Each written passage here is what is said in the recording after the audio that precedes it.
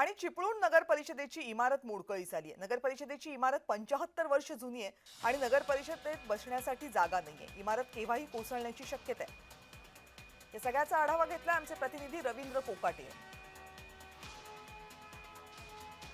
आपण सध्या चिपळूणच्या नगर परिषदेमध्ये आहोत। नगर परिषदेची ही बिल्डिंग आहे, जवळपास 70 ते 75 वर्ष झालेली आहेत।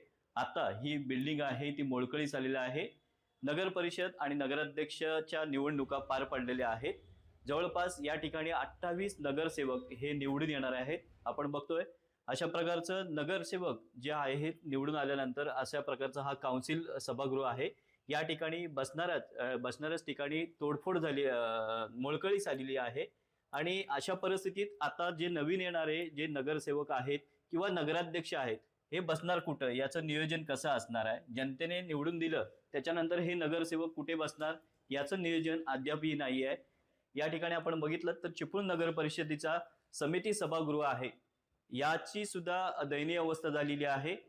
खरोखर जर जनतेचे प्रश्न मांडायचे असतील तर नगरसेवकांचं एक काउन्सिल रूम असतं आणि तिथं नगराध्यक्ष आपली सभा घेत असतो आणि त्या सभेचंच ठिकाण आता सध्या राहिलेलं नाही। त्यामुळे चिपळूणकरांनी निवडून दिलं आणि निवडून दिल्यानंतर हे जे निवडून आलेले नगरसेवक असतील, नगराध्यक्ष असतील, हे या ठिकाणी जी बसण्याची जागा आहे तीच आता शिल्लक राहिलेली नाही। त्यामुळे पुन्हा एकदा चिपळूण नगर परिषदेमध्ये ही चिंतेची बाब आहे ती पुढे आलेली आहे। रवींद्र कोकाटे, जय महाराष्ट्र, रत्नागिरी।